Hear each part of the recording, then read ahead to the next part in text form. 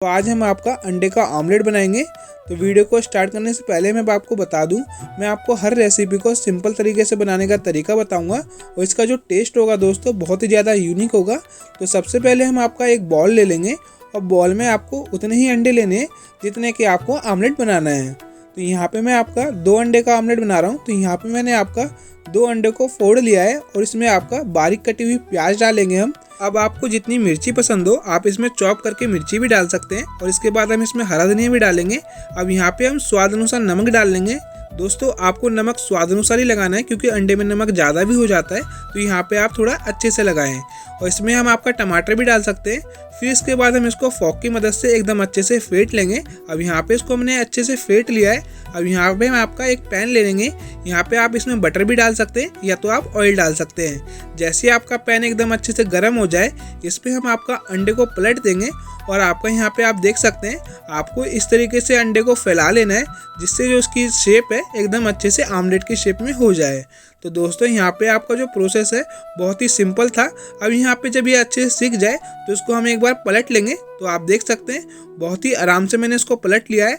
अब आपको इसको थोड़ा हल्के हाथ से प्रेस करके इसको अच्छे से सेक लेना है।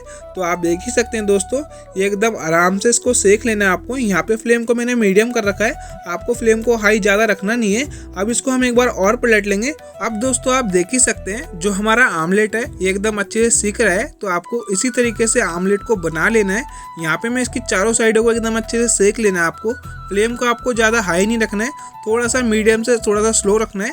तो आप देख सकते हैं दोस्तों अब जो हमारा आमलेट है एकदम अच्छे से सिक चुका है। तो आपको इसी तरीके से मैं आपको दिखा दूं, आप इसकी साइडें भी देख सकते हैं एकदम क्रंची हो रखी है इस तरफ की।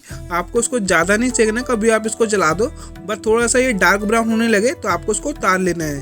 तो यहाँ पे जो हमारा आमलेट है दोस्तों एकदम तैयार हो चुका है और आप इसी तरीके से आमलेट को बनाओगे तो खाने में तो दोस्तों टेस्टी बनने ही वाला है। यहाँ पे आप इसके ऊपर थोड़ा सा मसाला भी डाल सकते हैं, चाट मसाला, और आप इसकी रेजे देख सकते हैं ये एकदम अच्छे से सेका हुआ है। तो आपको इसी तरीके से आमलेट को बना लेना है।